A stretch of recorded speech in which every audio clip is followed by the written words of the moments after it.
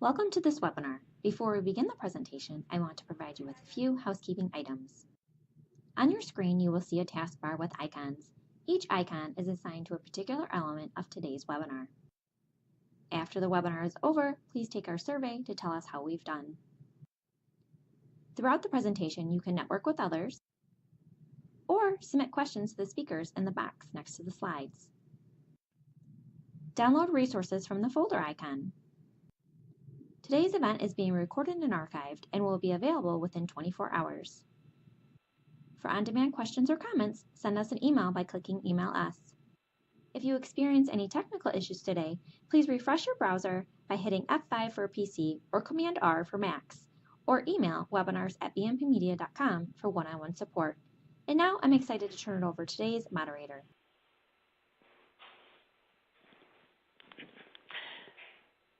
Good afternoon, and welcome to this webinar, Critical Surge Protection Commandments. This event, brought to you by Mission Critical, is sponsored by Eaton.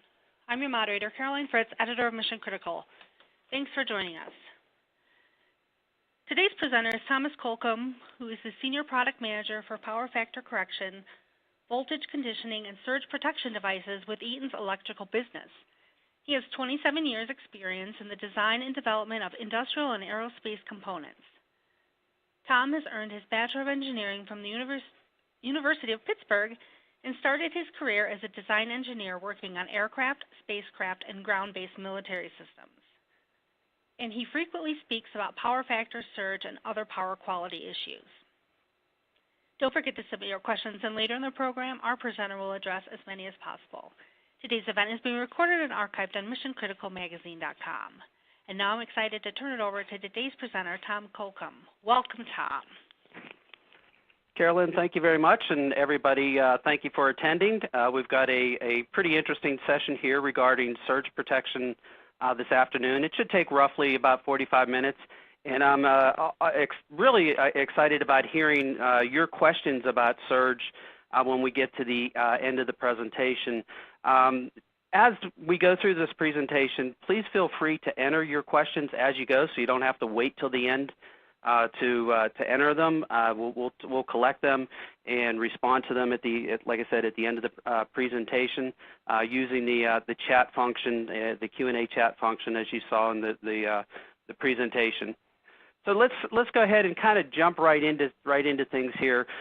What is surge, and what we're going to kind of discuss is what are surge events, what are transient events, how they can impact your systems, how they can impact your designs. When do you need surge in your designs? And as I go through this, I'm going to be kind of leaning towards the industrial side of surge protection or the data center side of surge protection. But pretty much everything that I'm going to say can be correlated back to your home.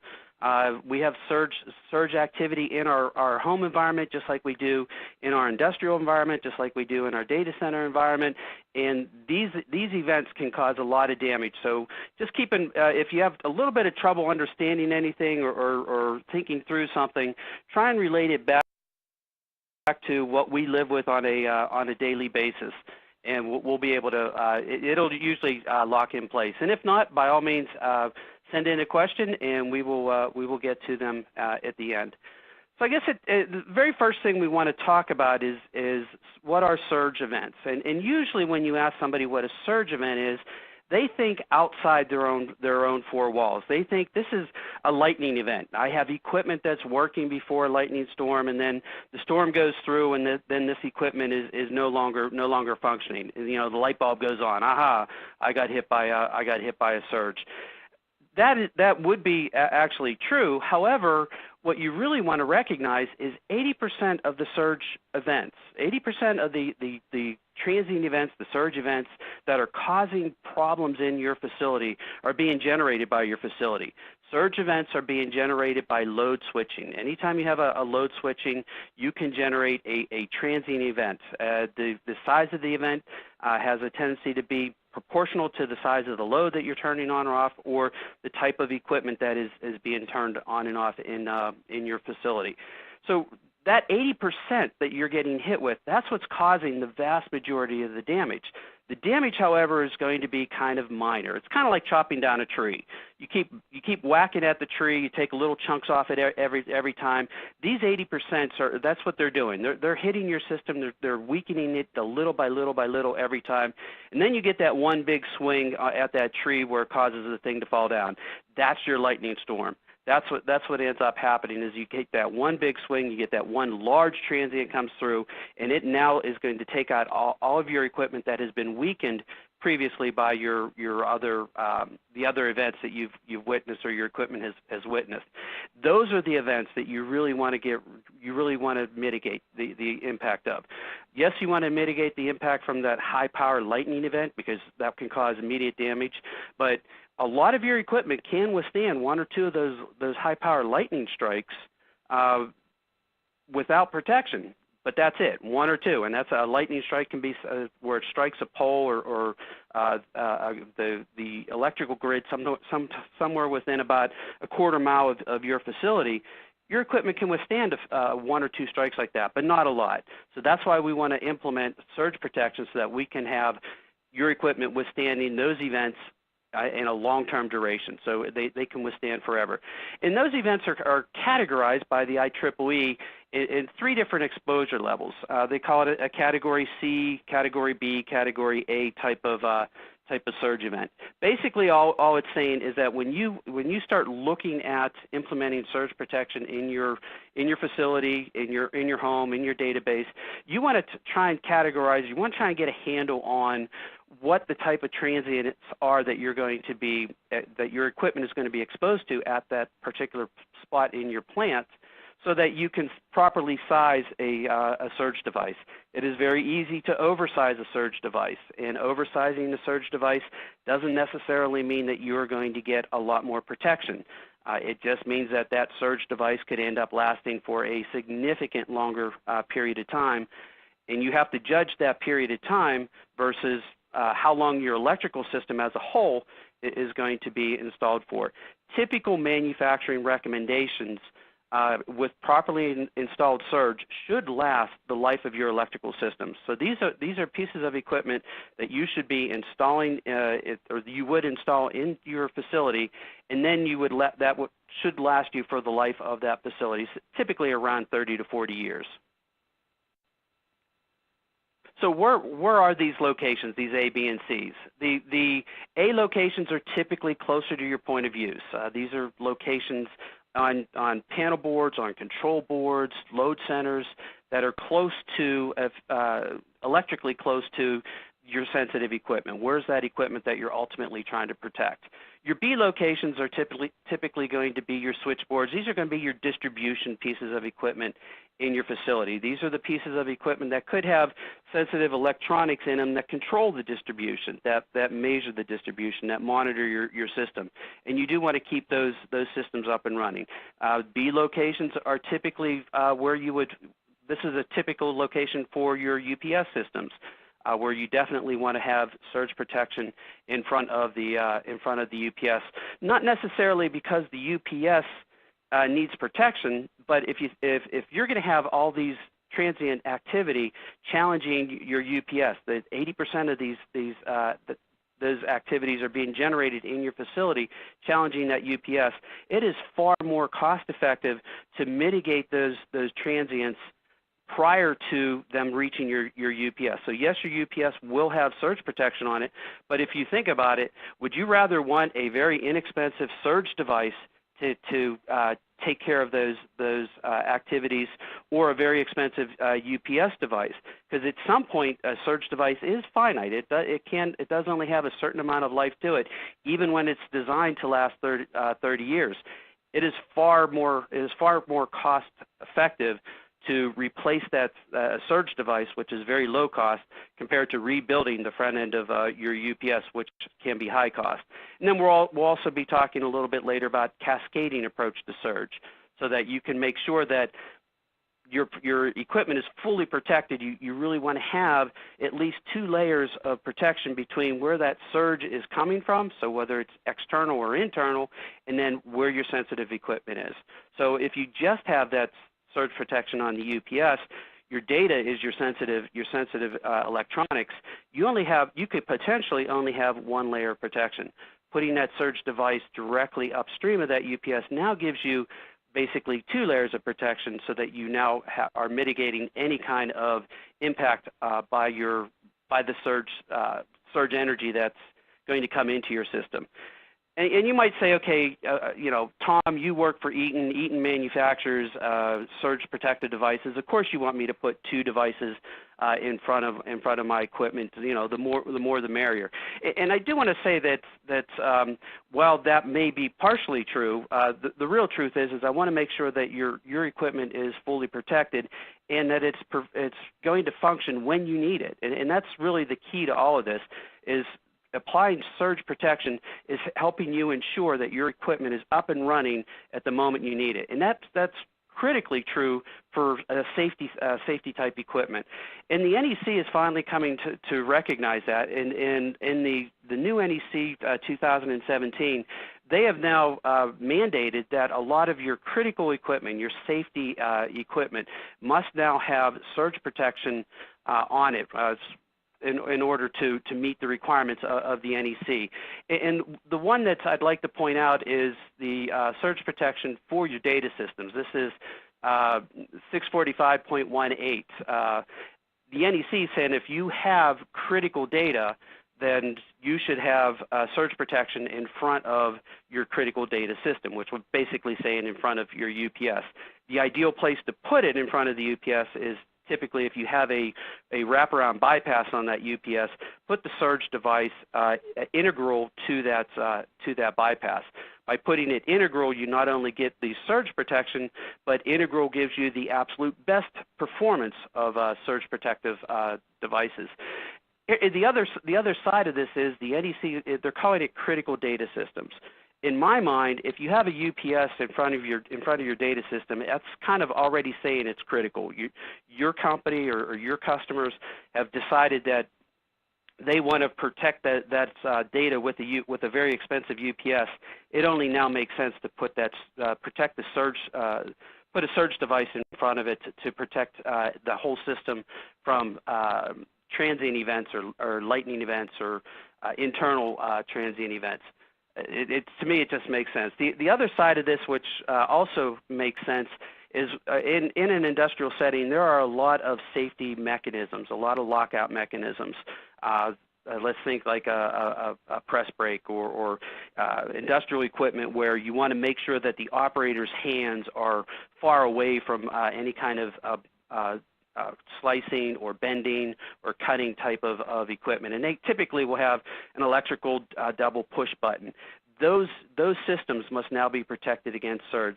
The NFPA did a study, and they found that roughly 30% of the respondents of that study had transient problems with their safety and their lockout equipment. And out of that 30%, almost all of them went and bought surge after the fact. So they had the problem with a piece of safety equipment potentially exposing their workers to some event that they didn't want to have happen. They put the safety equipment in, but that safety equipment was compromised because of transient events. They figured that out, and then they went back in and bought the surge device to protect it. It's kind of like, a little backwards. I'm sure there's an acronym in there or a story in there, but I can't think of it at the moment. So we want to make sure, and what we're talking about today is let's look at where those critical components are in your facility, and we want to make sure, and you want to make sure that those components are protected against surge occurrences.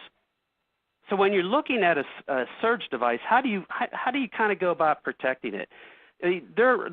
This is a list of things that you really need to have at least a moderate understanding so that you can properly size your surge device, or at least be able to go to a knowledgeable salesperson who can properly size a device for you.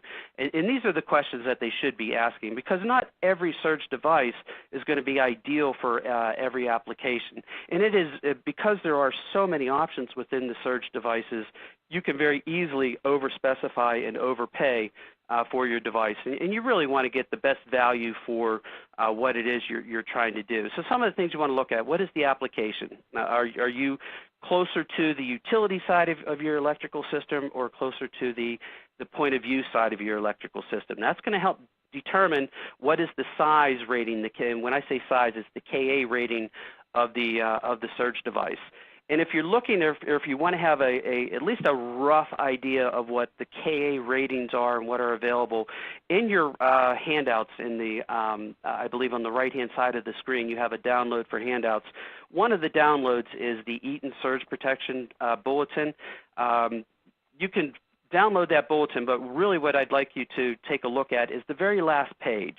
And that last page kind of gives you an idea of okay, what is my amperage rating of the location where I want to apply surge, and based on that amperage rating, what sized unit should I be using? And we have it divvied up by the product family, but that gives you a relatively good idea on size-wise and where that application is.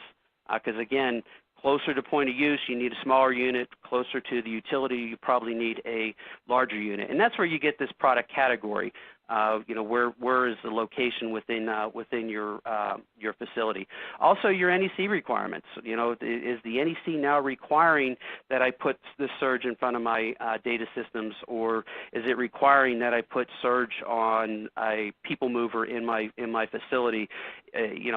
If it is requiring that, like on the people mover side, an elevator or an escalator, is that equipment used during emergency situations? If yes, then yeah, the NEC is requiring you to put surge protection on that equipment. If no, then you're not exactly required to put it on there. But again, if you want that equipment to be operating more frequently and reduce your maintenance cost of it, it's still a good idea to put surge protection on that equipment. We talked about the panel rating, the Ka peak Ka rating of the surge devices. Here, you do want to pay attention to, and this might be getting a little bit deeper than you want to think about, but not all manufacturers rate their units the same. So when you're looking at and you try and figure out, okay, I need a certain amount of Ka on my application or on my panel board or on my bypass, you do want to have a decent understanding of how that manufacturer is rating their peak surge current or their Ka rating for their device. Because some manufacturers do it a little bit differently, you do want to make sure that you're looking at apples and apples comparison and not an apples and orange comparison. One of the other features that I do want to touch on here that I believe to be extremely important, and that is the nominal discharge current, and I don't even see it up here. We have nominal voltage, but not nominal discharge current. I should have that up here, but nominal discharge current is a rating by UL that kind of determines the durability of your surge device. The higher the number, the more durable that unit is. And by durability, what I mean is all of these units from any manufacturer, they're going to be able to withstand or function very well for let's just concentrate on lightning strikes. So they'll be able to mitigate the impact of one lightning strike to a system or to a piece of equipment. But I'm sure all of you have stood on a porch or inside and looked out during a thunderstorm. You see multiple lightning strikes in short locations or in not very far away from where you're standing, and probably within a short duration of each other. You really want to have a surge device that is capable of withstanding those high-power transients in short duration. And that's what the nominal discharge current does. It's a test done by UL. They push 20,000 amps of current through the surge device 15 times over the course of 15 minutes. And then they test the unit before they start that testing, and then they test it after, and that unit has to be fully functional after all those tests.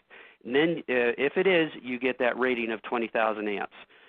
You could also have a rating of 10,000 amps. Now you're looking at, okay, there's a big energy dissipation difference between 20,000 amps and 10,000 amps. So that is a unit rated at 10,000 amps is going to be a little less durable than one rated at 20,000 amps.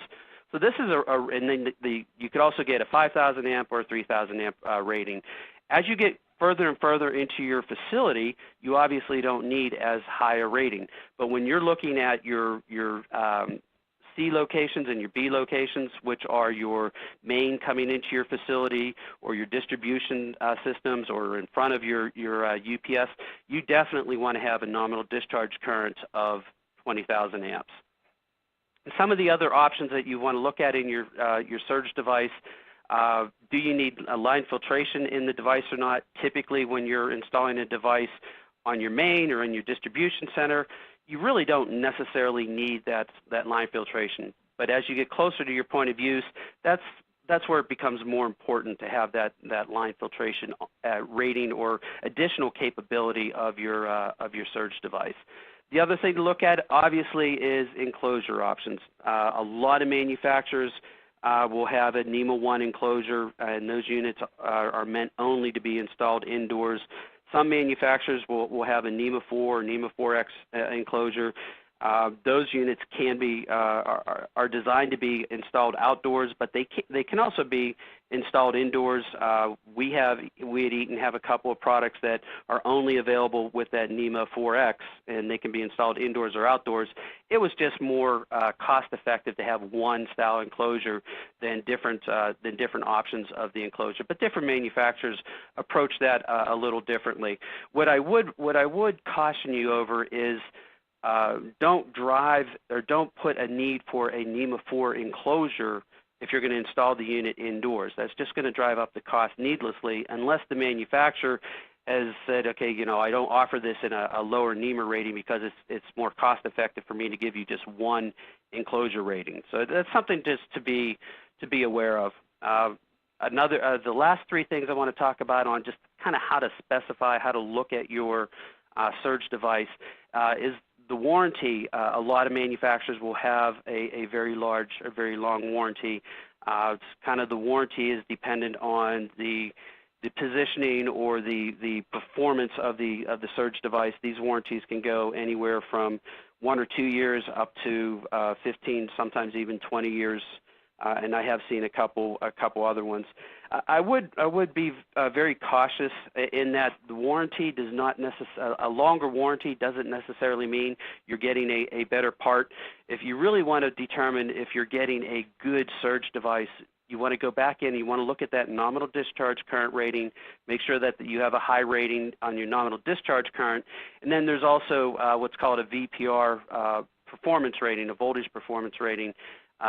That number you want to kind of get as low as possible. So those are the two things that'll tell you if your surge device, if you're getting a good surge device. The warranty is more of a marketing tool that we use as manufacturers use to help promote the products. Warranty doesn't necessarily correlate directly to performance or capability of the product. Now, with your surge devices, there are some other features that you should be aware of. If you're trying to install a surge device on a main or on a panel where that panel is already filled with breakers, you're going to have to install the surge device on that. You're likely going to have to use tap rule, which means the device is going to connect directly to the bus. There are NEC implications to installing a device that way. Definitely utilize a trained electrician and have that installation reviewed by an inspector if you are using tap rule.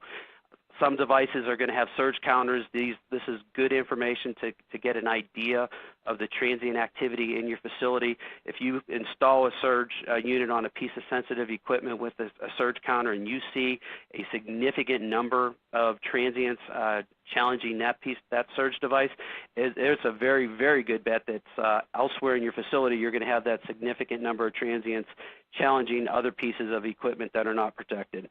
So when you see that, you really want to go back and look at your system and say, okay, what other pieces of equipment do I really need to protect? And then, of course, you have a audible alarm on systems, so that it does an audible alarm and LED changing states will tell you if the surge device is fully functional. You do want to make sure that your surge devices, even if you have them, are fully functional in your facility. And oh, by the way, please, at the end of this presentation, when you go home tonight, almost all of us have surge strips in our home. The vast majority of those surge strips will have an LED on them that says the surge protection is fully functional. If that LED is not lit or it's changed states from green to red, basically what you now have is a very short extension cord, and I highly suggest that you go ahead and replace that. Eaton does not manufacture those, so I'm not trying to sell anything here. I'm just trying to say this is how you keep your expensive equipment at home, your television, your computers, your stereo systems from getting damaged due to transients. So like I was saying, we have different manufacturers will have different devices meant to be installed, whether it's installed on your main, typically larger, more durable devices. On your distribution panel, you reduce the Ka level to install on your distribution panels, and then at your point of use. And you might say, okay, Tom, wait a second. You told me just a few minutes ago you wanted a cascading approach. You wanted 2 layers between my point of use and my utility. But you're showing me here would be 3. And you are correct. From your utility or from your environment, your lightning storms down to your point of use, this scheme that I've laid out here would give you 3 layers of protection. So your equipment would be very well protected. However, that's not the reason why I'm showing it this way. Remember, 80% of your transients are generated internally. So if you did not have surge protection on your distribution panels, but you only had it on your service entrance and at your critical loads or right at your point of use, when you have equipment such as motor starters, welders, conveyor belts, turning on and off, they're going to generate transients, and they're already within your distribution system. So those transients would go directly to your point of use. So now you only have 1 layer of surge protection in your equipment. And every surge device is going to have what we talked about a few minutes ago, a let-through voltage. And that let-through voltage is going to be higher than its operating voltage. And if that let-through voltage is high enough, it can still cause long-term damage. So you want to mitigate that. To mitigate that completely is why you need to have the 2-stage approach. One of the things that's really not scientific, but it works as a really good rule of thumb, is if you have a general idea of what the size of the transient is that you're trying to protect against, if you assume that a properly installed surge device is going to take care of about 90% of the voltage associated with that transient. So if it's a lightning transient and you want to protect your point of use, you say, okay, the lightning strike may have upwards to 20,000 amps or 20,000 volts as what that transient could look like. A surge device on your main is going to mitigate that down to about 2,000 volts. That device has now done an awful lot of work. It's mitigated a tremendous amount of energy, but that 2,000 volts is still enough to cause problems in your system. When it goes from your main down to your distribution panel, now that 2,000 volts is going to be mitigated down to around 200 volts. And if you're in a 480 volt system, as long as you're typically you want to stay below 200%, you want that transient to be below 200% your nominal voltage, you're not going to have any damage. So in that instance, we're not going to have any damage. If we're looking internally and we have let's say a capacitor bank in our facility, switching those on and off, you could get about a 15,000 volt transient. So now you got this 15,000 volt transient on your distribution system, and you want to have those 2 steps to get down to your point of use. So that's why we're showing these 3 layers between your service entrance, your distribution system, and your critical load instead of just 2 to get that 2 layer, because we don't have a 100% understanding of where those transients are going to come from and or how how large they're going to be. And this slide here just kind of gives you another idea of what equipment you can relate to as to whether it's a point of use or what category it would be located in. So your main switch gear, obviously that's going to be on your main coming into your facility. Your switchboards, those are typically going to be your C locations, your high exposure locations.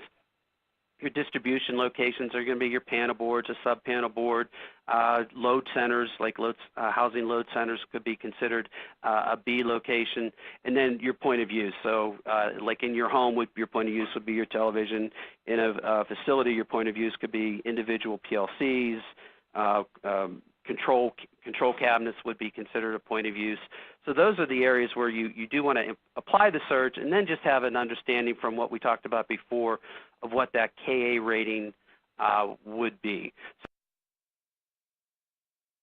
So again, some of just going through different applications that you would find in the field. Your commercial applications, you want to get your maximum protection. In commercial settings, you can typically have a surge device mounted to the side of a piece of equipment, so mounted to the side of a switchgear or a panel board, or you can have that surge device mounted inside the switchgear and panel board. And there is a very large performance difference when you mount that internally versus to the side. And basically where the performance difference comes into play is transients occur very, very fast, so that the amount of electrical conductor between where you're applying your protection and the surge device, and we call it lead length, but the length of the wire from those 2 points plays a very large role in how well that surge device performs. And you want to keep that wire length as short as possible. In a lot of equipment, that becomes a little bit difficult to do because there's not room in the electrical room, there's not room on a wall. You have to run those conductors the unit somewhere else, and you could end up with a long lead length or a long wire length. That will significantly reduce the performance of that unit. In those instances, you can. It's going to be a lot better for you to put the surge device into that piece of equipment. So find a surge device or utilize a surge device that can be installed inside the gear, inside the bypass on a UPS is an ideal, perfect place to install surge equipment versus mounting it on the side. Keep it in mind that if you do have to mount it on the side and your lead length is pretty long, you probably are going to, well, not probably, but you're going to have a little bit more of a let-through voltage, which means you're going to need to add additional surge protection downstream to make sure that you fully mitigate the impact of the surge. And then some light commercial and light industrial applications. Getting into some smaller units. These are kind of more like medium exposure areas, offices, types of things where you do want to get surge on the main, but you don't need to have quite as large a KA rating. Again, look at the back of that form that you can download, and it'll give you a rough idea of what the KA rating is for the location that you're trying to install the units on. And then finally, again, getting to point of use or OEM equipment, people making equipment that is operated on electrical inputs. If they want their equipment to stay up and running for long term, applying the proper amount of surge makes a lot of sense. And in some cases, like for fire pump applications, the OEMs are now required to have surge protection, or the fire pump itself is required to have surge protection, and the OEMs are now applying that surge protection as well as offering it from a secondary source. But these surge devices are typically going to be a lot smaller. They're going to have a smaller KA rating. They can be DIN rail mounted in your equipment. So these are things that you want to look at for very small point of uses, as well as load centers. I mean, these types of surge devices, and typically that's your 50 kA surge device. That's the ideal sizing that you would put on your load center coming into your home if you have like a 150 amp load center or a 200 amp load center. These are the devices you would want to put on that application, and then follow it up. That doesn't mean if you put that surge device on your load center in your home that you're done. That's only step one. Step two is now going to be that surge strip that we talked about earlier, making sure that it's fully functional. So you have step one, the load center, step two, the surge strip, your equipment in your home, your televisions, your stereos, they're now going to be fully protected. So I'd like to kind of take my last 5 minutes here and kind of walk you through an application and the results of an application. We have an industry here, and they were experiencing problems with transients, and they were installed surge protection in their system. They had kind of a cascading approach. Now, mind you, this is an existing facility, so let's keep in mind what existing facilities, electrical rooms, and where those control panels and distribution panels are in a facility. There's not always a ton of room. There's not always a lot of room to install the surge device. And in this case, they installed side mount surge devices. And really what I want to point out is they were able to reduce the impact of the transients in their facility significantly by installing the surge. But if you look at the numbers, they're saying magnitude of the panel boards were reduced by 75%. It's like, well, Tom, you just said that magnitude of the panel boards of the surge could be reduced by 90%. Where'd that additional 15% go? And what was happening here is, yes, they received a lot of performance improvement by installing surge, and it pretty much reduced their problems. The magnitude of the reduction wasn't exactly what we would want, and therefore we had to apply some additional surge protection at their point of use. And the reason for this is they were not able to get the surge devices within 6 to 12 inches of the point of application. And because their lead lengths were a little bit longer, their let-through voltage was a little bit higher. So that's where that difference of 75 to roughly 90% comes in, because of the lead length. Now, if this was a new application, so if we were designing this system brand new, we could ensure that the transient reduction would have been closer to the 90 by installing the surge devices inside the panel boards and inside the distribution panels, so that they were assured that they were going to get that small lead length that's going to drive the performance of the units. So just kind of a quick recap here, because sorry to say, but we're already running short on time. Within surge, there's a couple of things that you really want to remember. Probably one of the largest is the NEC now has new requirements for surge, and within that, I would encourage all of you we have a second download in our presentation. This is an NEC code requirement download. I didn't really have time to go through all the NEC code changes, but there are 7 of them that we've highlighted in this document. It points out where in the code the change occurs, and what exactly it says in the new NEC code, and where roughly it can be applied in your facility. And then on the back of that document, again, is some sizing, a sizing aid for you to be able to size the surge equipment, really driving home what the KA rating of that surge equipment ultimately would be. So that's a really, if you're interested in the NEC impacts of surge protection, that would be a very good rough 10,000 foot overview document to take a look at. Second thing I wanted to emphasize here is selecting the solution that really meets your applications. And we talked about the KA rating, the nominal discharge rating, the location of the surge devices. These are all important things to really help ensure that you are A, fully protected, and B, are not overspending for the protection that you ultimately need. Because you can buy larger Ka-rated surge devices. I will warn you that larger is not always better.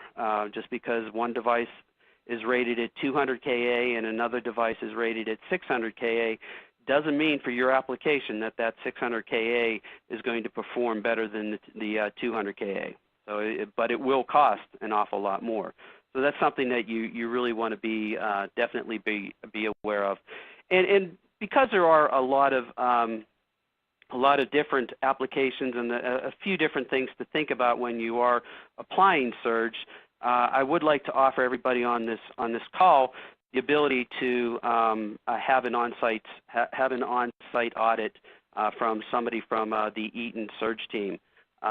You can send in your information or go to our website. There's a place that's our website, eaton.com/SPD.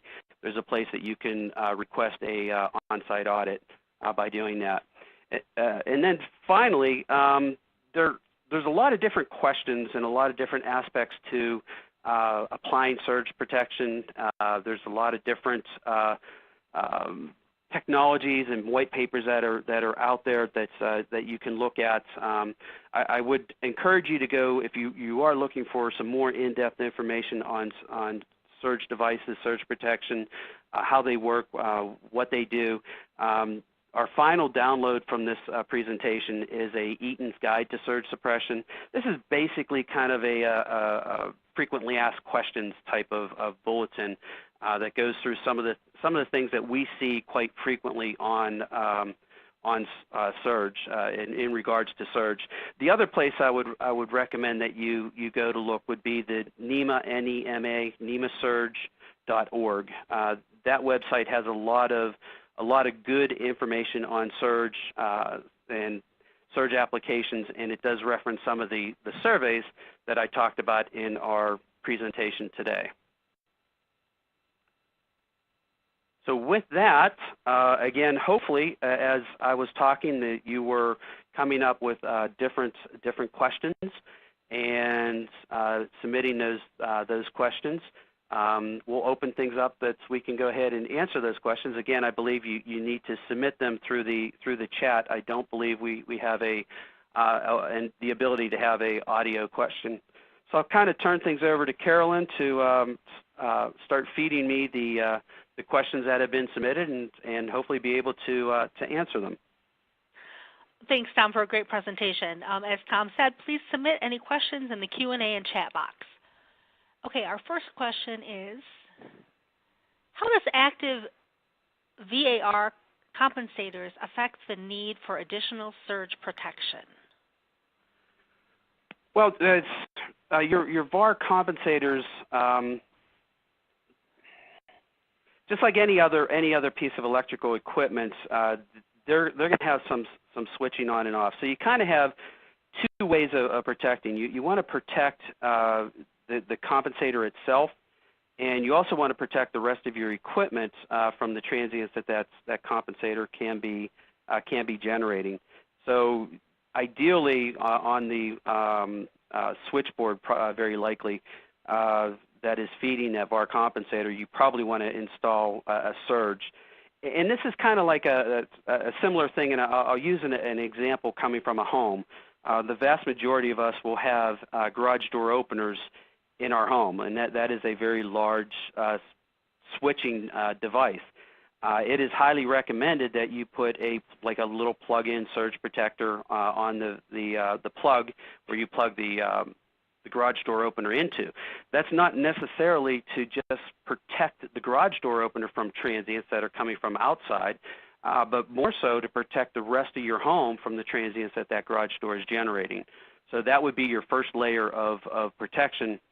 Just like in this compensator, the first layer of protection would be back at the panel that's feeding that compensator, so that you're keeping the transients that is generating away from the rest of, you're mitigating the effects of those transients, keeping it away from the rest of your facility.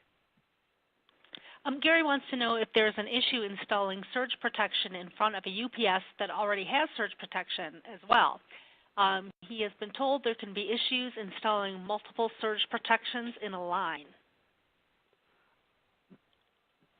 Well, I hate to speak for anybody from the UPS team, but in general, there's not going to be any interaction between a surge device that, let's say, that you install on your bypass that wraps around your UPS, or even on the panel that's feeding the UPS. Really, what it is it's just putting two surge protectors in series on your system, so you're getting that cascading approach to surge protection.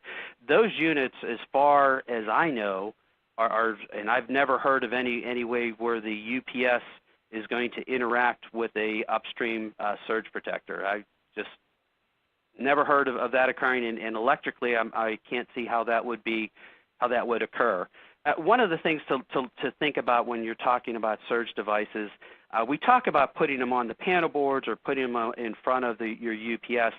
Surge devices are not installed in series with your UPS, or in other words, the electricity or the current does not flow through a surge device and then go to the UPS. Surge devices are in parallel with your load. So basically, what they are doing is they're kind of monitoring the load and monitoring the voltage levels of the power going into your loads. If that voltage level starts to rise, the surge devices are going to turn on. They're going to start to conduct, and they're going to take that excess energy, and they're going to shun it to ground or shun it to neutral, keeping it away from your load. So there really should not be any interaction between those. And really, like I said, I recommend, and I think it's highly recommended, that you put that surge device, let's call it upstream of your UPS that does have a surge device, so that you get those two layers of surge protection, and also let the very inexpensive surge device take the brunt of that load. And if there's ever anything that would cause it to fail, let that unit fail, not the front end of your extremely expensive UPS, which is going to cause you 10, 20 times more to repair that UPS than it ever would to replace a simple surge device. Should a surge protection device be serviceable, or should the user just replace the entire unit? That's a little bit of a debate. Let me answer that in maybe a couple of different ways. Let's look at the first way as the cost of making any kind of change out.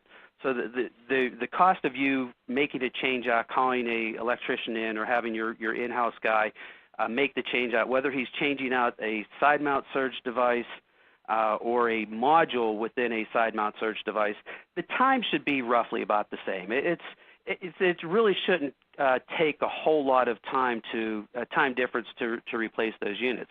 Now let's compare a side mount modular device to an integrated device. Typically, changing out the integrated devices, and I can only speak for Eaton's integrated devices, you can change out that device within 5 minutes. It's very simple to change out a integrated surge device with our series that we've been supplying for the past 11, 12 years. So in that regards, I think it's about a wash, and I don't know that it makes a whole lot of sense one way or another. Now, in regards to performance, one of the things you want to understand about surge devices is they have multiple modes of protection. So let's say a typical system rated at 480 volts Y system.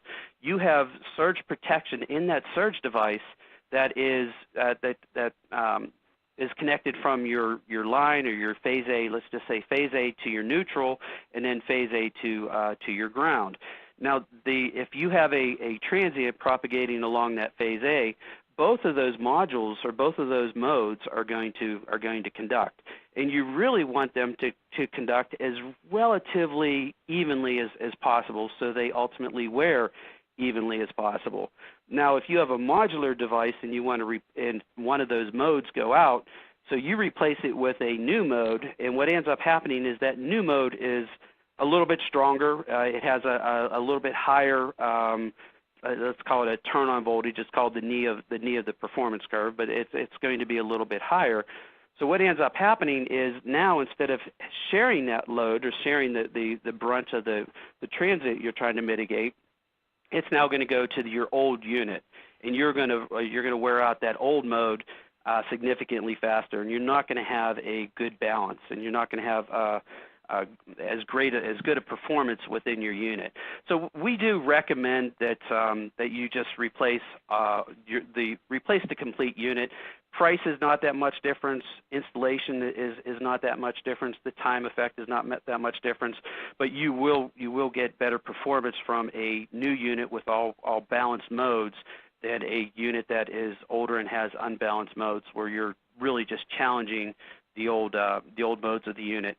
That having been said, if there's a more technical explanation in that Eaton's Guide to Surge Suppression that I said you to download, it is one of the articles in there. I'd look it up real quick. It's kind of in the middle of the booklet, so I'd give you the exact page. It would probably take me a couple minutes to look it up. Marshall wants to know, will a surge device protect his electrical motors from a loss of incoming phase?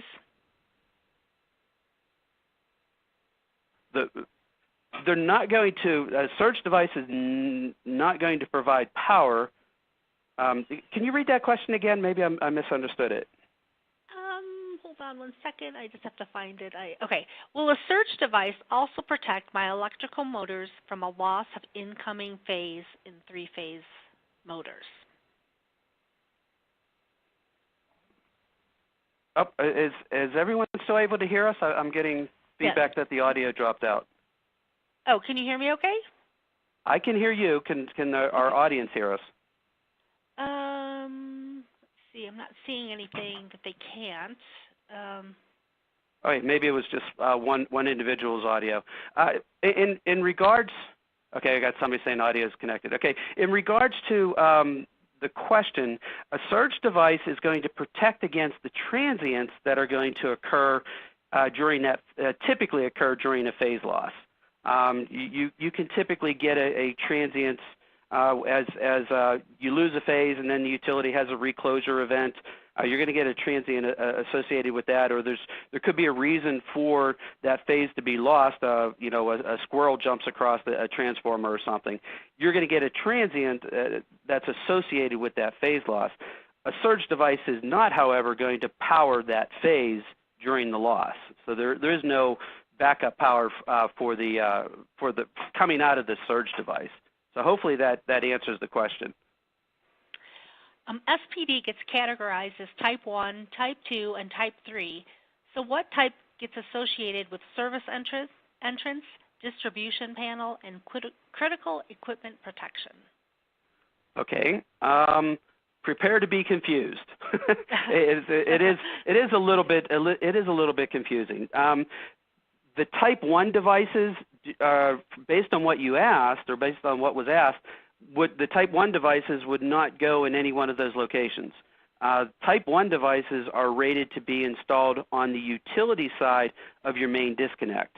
Now, they can be installed elsewhere, but that is where Type 1 devices, that's the location, the typical location of a Type 1 device.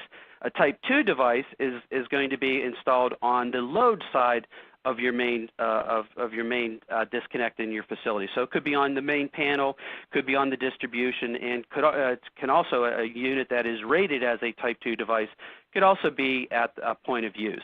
Your Type 3 devices are only going to be at your point of use, and they must be located 150 feet away from your main disconnect. So let me see if I can simplify this in some manner.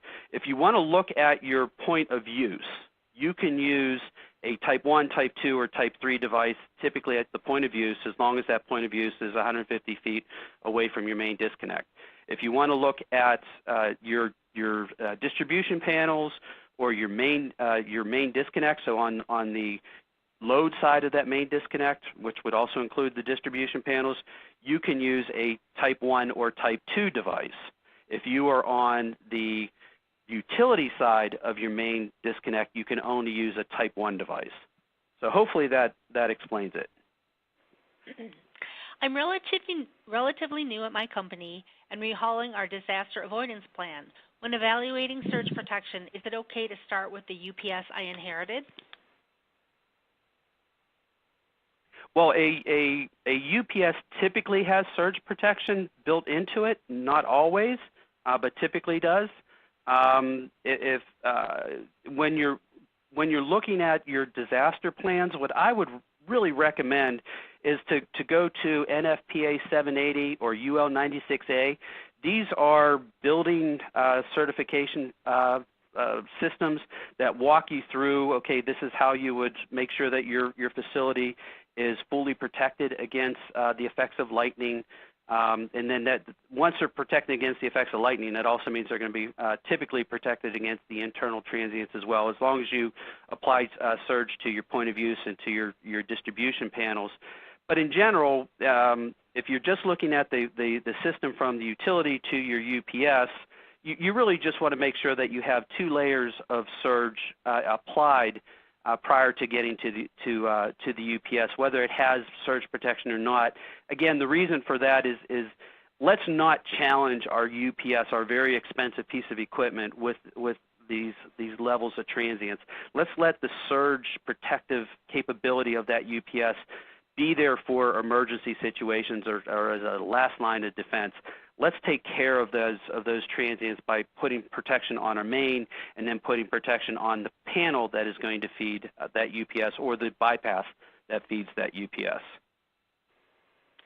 Is having a sine wave tracking feature important? That really depends on your load. Sine wave, what a sine wave tracking feature will do is it eliminates the amount of zero, I shouldn't say eliminates, it significantly reduces the amount of zero crossings of your voltage waveform when you're subjected to a transient. So having sine wave protection on your main probably doesn't make a whole lot of sense, because you're going to see more like an impulse transient, or even if you do see like utility switching transients that are going to have a lot of zero crossings, your equipment at that point probably isn't sensitive to those zero crossings. When you get down into equipment that is microprocessor controlled equipment, PLCs, DC drives, these types of things are very sensitive to those zero crossings, and you want to eliminate those as much as possible. So when you get into that point of use, you're much better off having that sine wave filtration than you are up at your main disconnect in your facility. So really, it depends on the equipment you're trying to protect in your facility, whether you want to have that sine wave crossing. In general, I recommend having line filtration in front of my point of use, so on the smaller KA units, in front of PLCs, control cabinets, load centers may or may not, depending on what they're driving, and then back at your main. It's really not, in my mind, you can save a little bit of money by not having the sine wave tracking or that line filtration at your main. If you do by chance have it at your main, that's fine. It's not going to hurt anything. It's just going to eliminate those zero crossings. And your big point of what you're really trying to accomplish at your main is getting those voltage levels associated with the transient down below the safe point that you need. So that's going to be your number one driver. The filtration on it is not going to hurt you in any way, shape, or form, except maybe it's going to cost a little bit more. We have time for one more question. Russ wants to know, what is basically involved in getting an SPD survey of a facility? I guess that there's 2 answers to this. One is, how do you request it? And you can request it through the Eaton website. You can request it through the local Eaton sales teams. They can come out and look at it. That would be, I'm speaking for Eaton. Other manufacturers, I believe, would have something similar, but I really can't speak for them. But if you are, let's say that you've done that and you have somebody coming in, how would you best be prepared? really one of the best things that you can do is have a one line available of your facility. So that's one of the things that somebody who's walking through the facility is going to want to do is, okay, here's the one line, here's your main coming in, here's your transformers, here's your step down transformers, here's your distribution panels, here's your point of use panels, and we can walk through, and here's and then here's your sensitive equipment. So you can walk through that basically on a piece of paper and start to identify, okay, these are the areas that look like you need where we would recommend surge devices. And then you would then take that and then start physically walking the plant and saying, okay, here's your main. Where do you have enough room to put it on the main? Does the amperage rating of that gear match what's on this one line drawing? Here's the KA rating that we would do based on what we're seeing actually on the plant floor. And then you would kind of walk around to your other distribution panels, control panels, point of use applications, and take a look at, physically where can you put the surge, because remember what I said earlier, the physical installation of that surge device is going to drive the performance as much as whatever device you ultimately select. So you really want to get that lead length as short as possible, and if you can, get it integrated. Eaton does have aftermarket integrated surge devices that can be installed in Eaton panels that eliminates that whole worry about the surge length. So those are the two things that you ultimately need for a site survey. You want that one line so you can sit and in a kind of a theoretical review, and then you want to be able to take that and walk the facility itself and find out exactly does it match what's on the one line, and do you have the room and the location to install those surge devices? Well, that's all the time we have for questions today. Please join me in thanking Tom Colcom for his presentation, as well as our sponsor, Eaton. If you have any additional questions or comments, please don't hesitate to click the Email Us button on the console. As you exit today's webinar, please take a couple minutes to complete our survey. We strongly welcome your detailed comments. Please visit webinars.missioncriticalmagazine.com for the archive of this presentation, as well as information about our upcoming events. We appreciate your time and hope you have found this webinar to be a valuable experience.